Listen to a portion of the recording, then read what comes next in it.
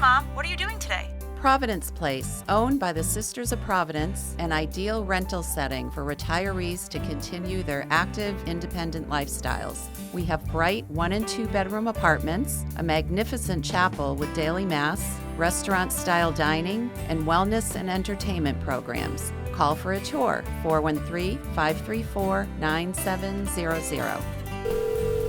Mom, call me when you're not so busy.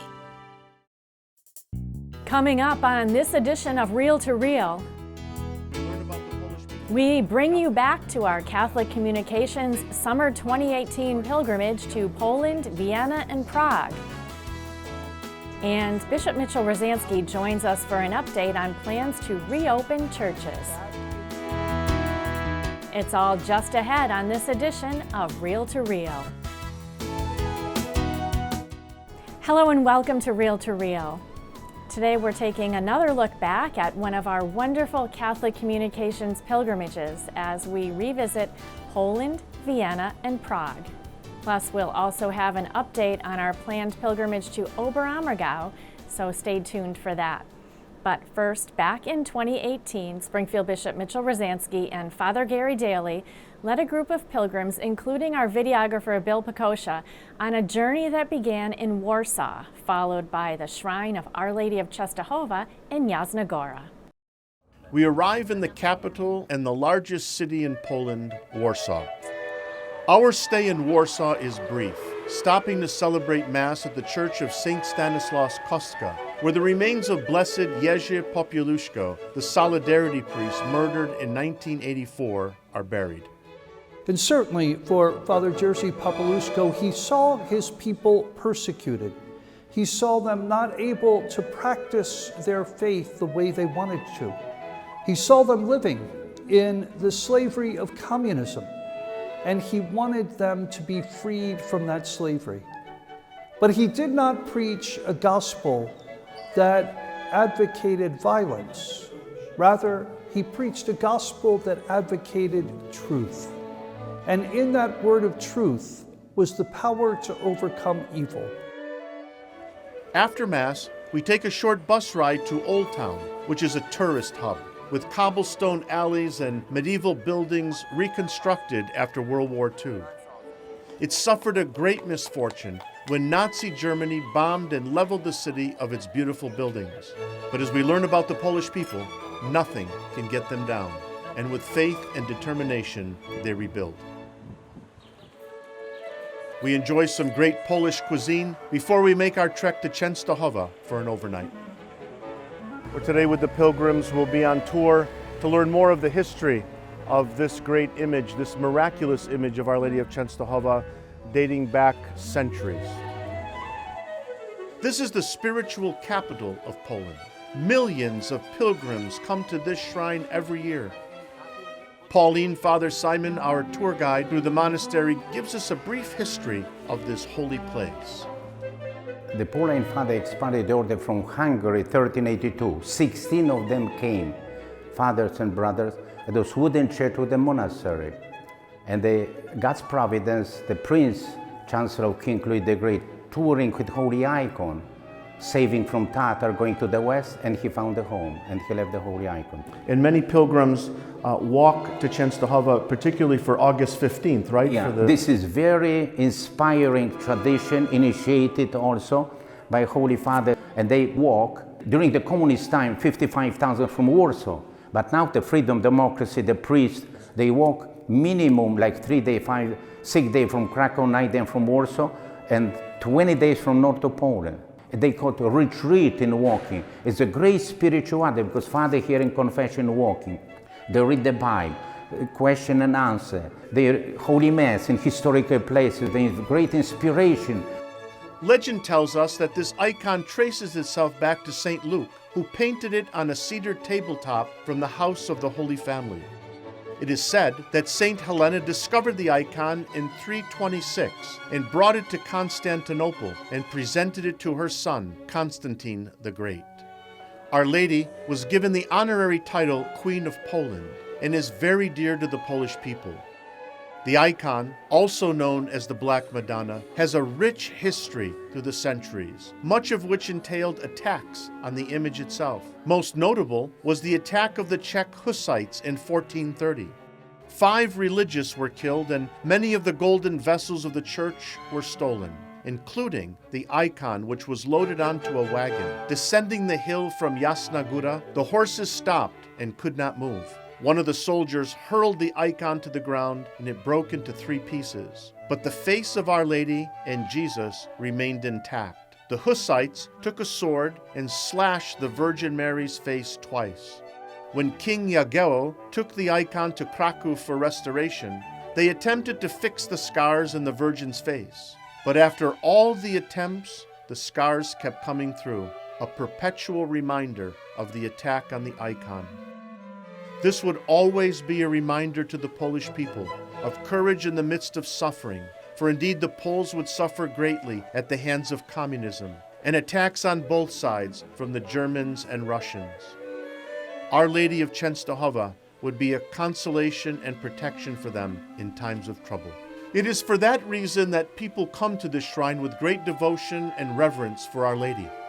The visit to Częstochowa was very impactful to me, where the Black Madonna was there, and you had people on their knees walking around the throne, and you had many other people there waiting, and I didn't see the same thing when we went to Vienna or even here in Prague. You don't see that. One of the highlights of our time at the shrine is the celebration of Mass at the altar of the icon, a rare privilege, a concelebrated Mass with Bishop Rozansky. And so as we come here today with great thanksgiving, with great joy, before the image, the icon of Our Lady of Częstochowa, we too ask Mary to intercede for us, to watch over us, to protect us, and always, each and every day, lead us closer to her Son, the author of life and our salvation. We're standing here in the upper level of the sanctuary of Jasna Gora, and in this particular area are the Stations of the Cross that were painted in the year 2000 for the Jubilee year by Jerzy Duda Gracz. What's very interesting about these Stations of the Cross is incorporated a lot of the history of Poland. And behind me is the Station of the Cross where Jesus is taken down from the cross. And if you notice, Jesus' body is laid on the ground, and behind him is the image of the concentration camp. A very poignant image indeed, and something worth our meditation as we move through this beautiful sanctuary of Our Lady of Częstochowa. Well, we had a wonderful tour guide who explained all the intricacies of the shrine and had a sense of humor as well. Any priest preaches less than 45 minutes, the people report him to the bishop is not true priest. Is the same in America? No. As we conclude our time in Częstochowa, we are given an opportunity to see something that many have never seen before. Father Simon takes Bishop Rozansky and me on a private tour of the cloister. We are led to the library, considered one of the most prestigious libraries in Poland. What a magnificent room, constructed of intricate inlaid wood from ceiling to floor, with shelves containing hundreds and hundreds of books dating back to the 17th century. The large tables in the library were used during the Nazi occupation of World War II as a place to hide the precious icons of the monastery underneath the tables. It has been visited by many notable people, one of them being Pope St. John Paul II. Bishop is given the privilege of signing his name in the registry as a guest, along with many notable visitors through the years. We are brought to the inner courtyard where the monks pray and meditate. In the center is a statue of Our Lady of Częstochowa. It is almost 100 years old and given as a gift during the Marian year. It's very rare to see a statue depicting the image of Our Lady of Częstochowa. And I know we are all anxious to be able to travel to these beautiful sites again, and we will get there. But as we have mentioned, due to the coronavirus pandemic, this summer's pilgrimage to the Passion Play in Oberammergau has been postponed. And here to tell us more about it is Bishop Rozansky. Thanks for joining us today, Bishop. Thanks for having me here, Sharon. So, Bishop, the Passion Play has been performed in Oberammergau, Germany for hundreds of years, every 10 years. And you and Father Gary were looking forward to leading a pilgrimage there this summer, but it hasn't been canceled altogether, just postponed, right? That's correct, Sharon. They have decided to have the Passion Play in 2022. So every 10 years would have been every decade. Of course, 2020 would have been the year for it. But with the COVID-19 virus and having an overabundance of caution, they have decided to postpone till 2022. So we're looking forward to being able to see that beautiful Passion Play, a great tradition in Oberammergau, Germany, in 2 years. And closer to home here in the diocese, we are anticipating a time when we will be able to get back to worshiping in our own local parishes. What have you and the priests in the diocese been planning? Sharon, first of all, we want to make sure that our churches are safe for people to return. So we have been looking at how many people could be attending to the Mass, how we will make our churches germ-free, how we will be able to prepare to receive people back into our churches. And we anticipate that it won't be 100% open on the Sunday that we're allowed to open.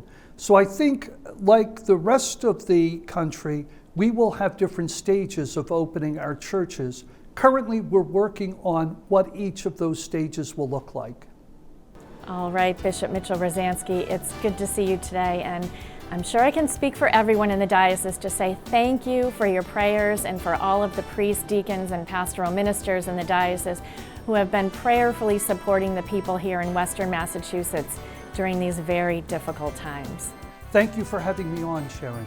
And we have much more to come on Reel to Reel as we look back on our 2018 pilgrimage to Eastern Europe. It's all still to come on Reel to Reel.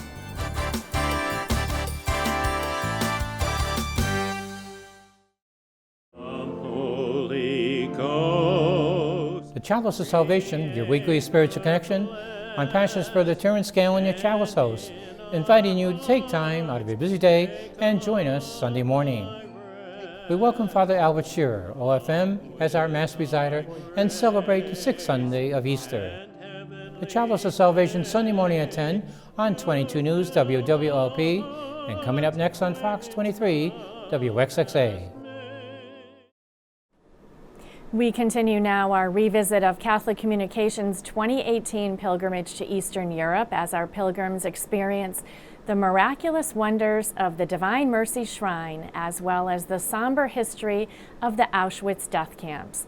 The group then leaves Poland to celebrate culture, history, and prayer amidst the beautiful cities of Vienna and Prague. Today we come just outside the city of Kraków to this sanctuary of Divine Mercy in Łagiewnicki. We celebrated Mass in the chapel of the Sisters of Mercy.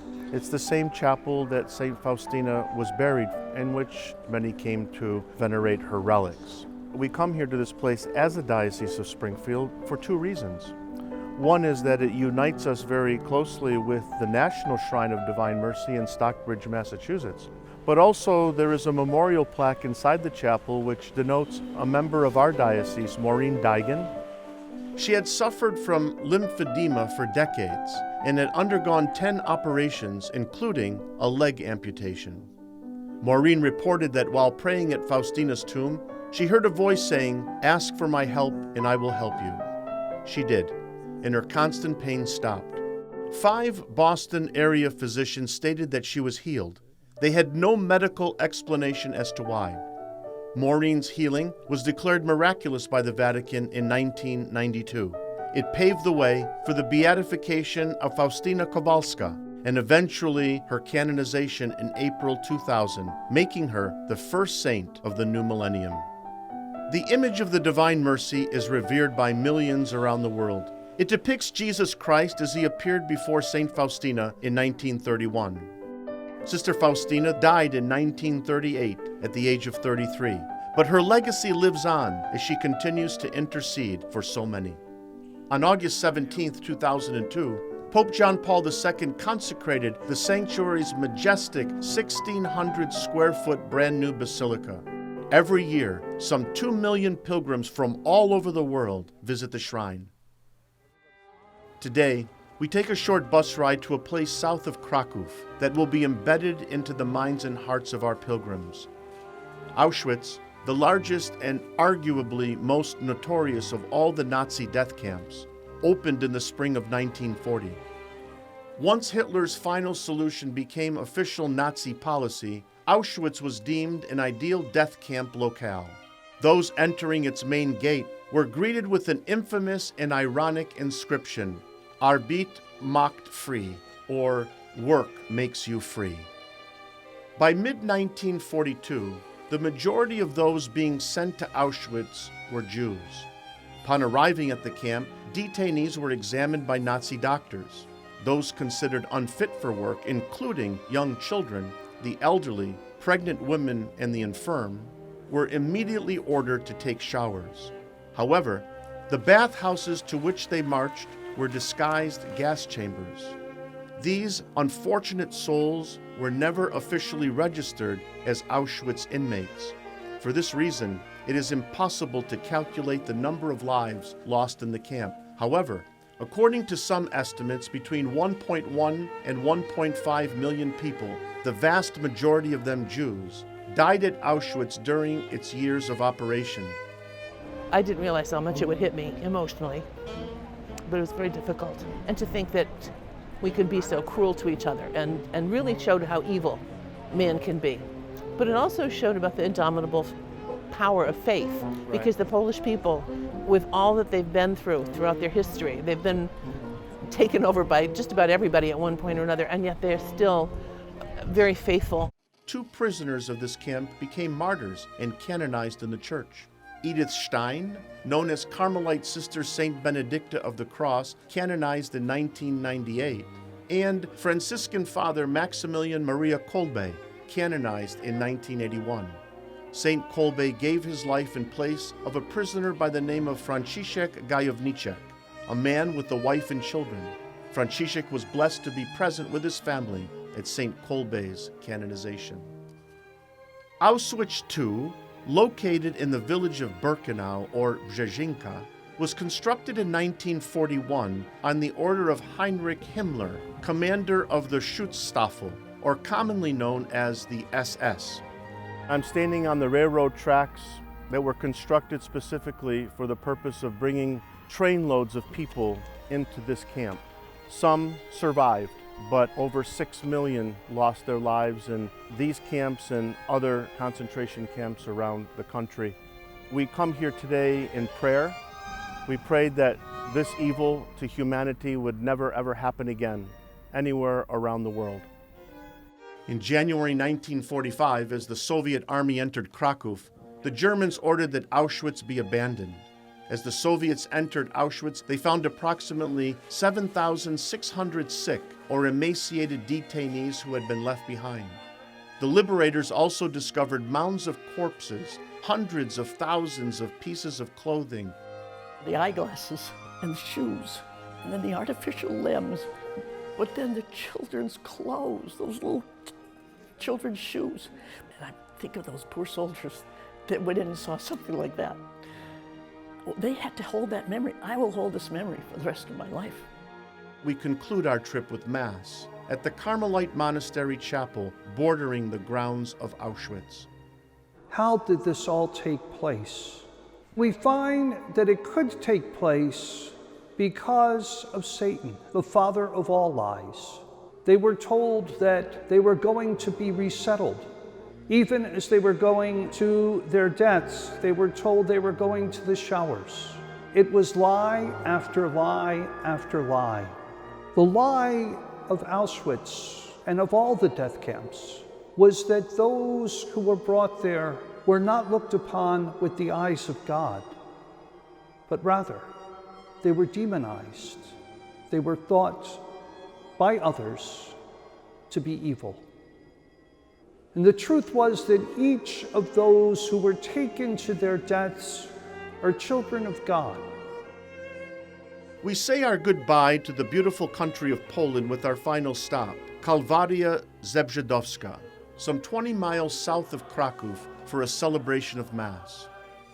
Over 1 million pilgrims visit the shrine every year.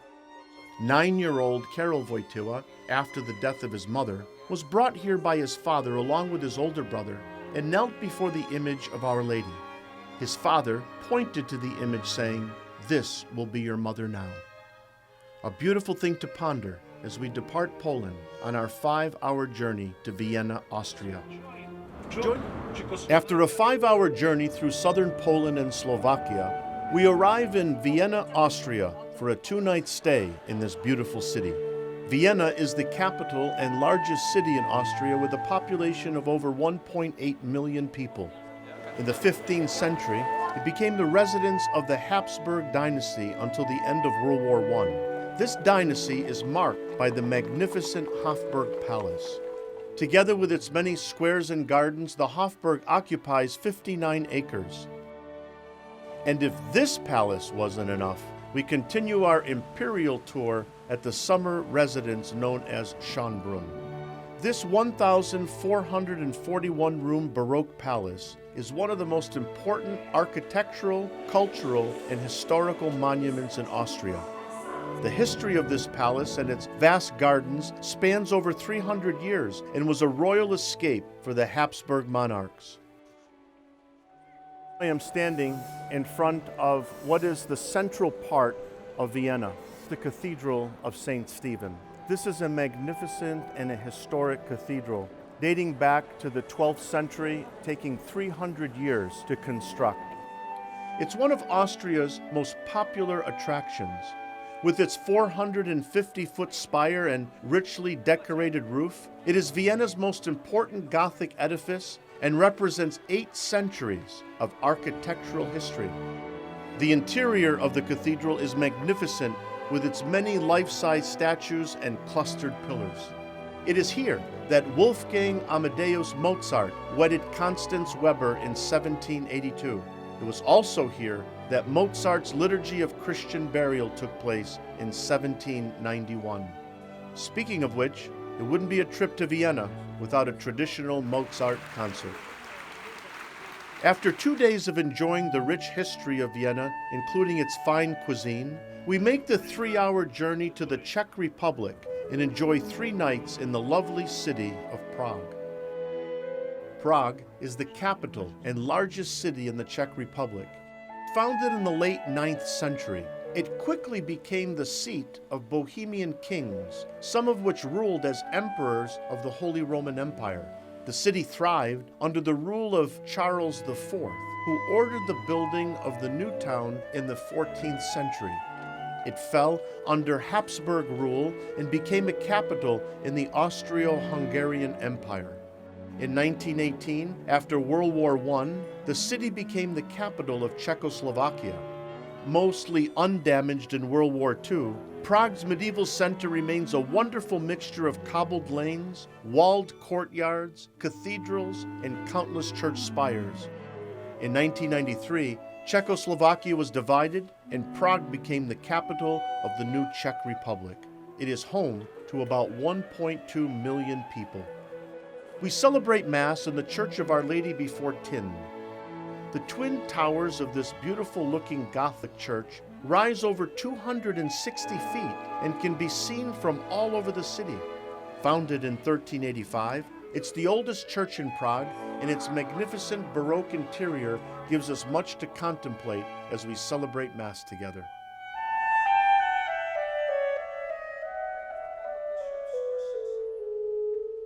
Bishop refers to this city as Krakow on steroids. And I understand completely what he's speaking about because it has the charm and the beauty of Krakow, but is in a much larger scale. This magical city of bridges, cathedrals, gold-tipped towers, and church domes has been mirrored in the surface of the Vltava River for more than 10 centuries.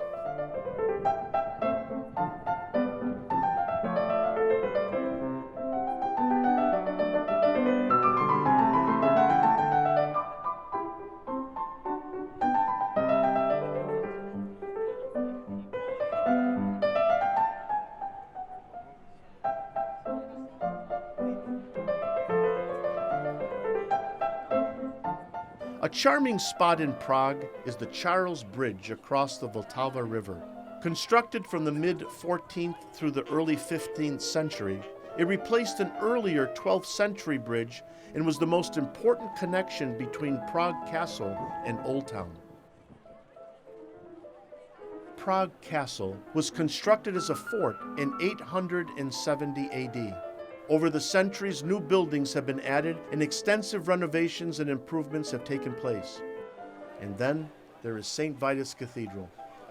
St. Vitus is a magnificent structure. Our pilgrims were able to tour this beautiful cathedral, one of the most beautiful cathedrals in the world. Ground was broken in 1344, but it was actually finished in 1929.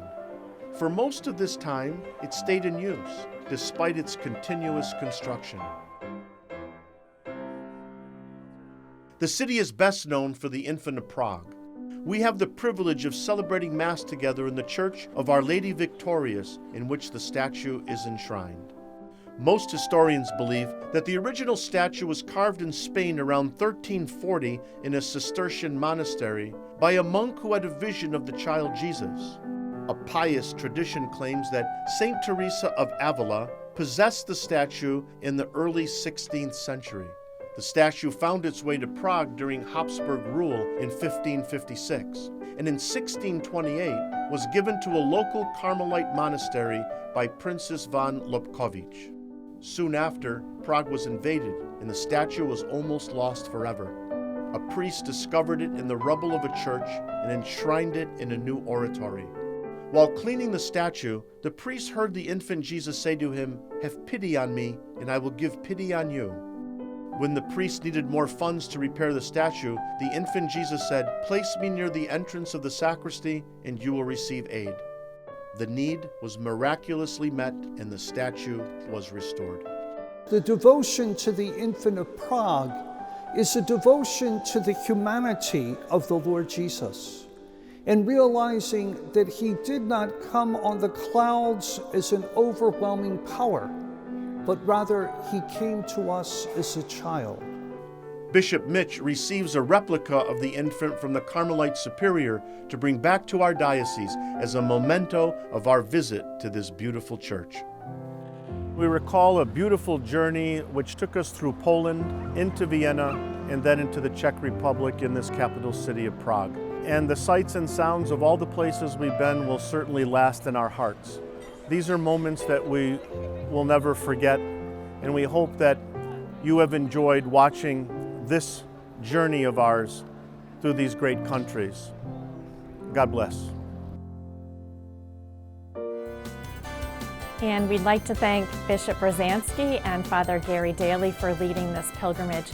I know they anxiously now await the 2022 Passion Play pilgrimage to Germany. Thanks as well to Father Gary and Chief Videographer Bill Pecosha for taking the time to produce these wonderful pieces. Bill works very hard in capturing the great images which bring us all there. If you've missed any of this series, head over to our website, iobserve.org, to find a link to these and other reel-to-reel segments from our archives. And for this week, that's Reel to Reel. Thanks so much for watching today.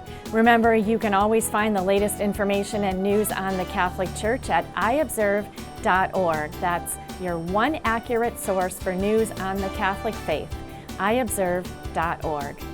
We are also on Facebook updating daily while our reporters work on stories for Reel to Reel, so check us out and like us at Catholic Communications.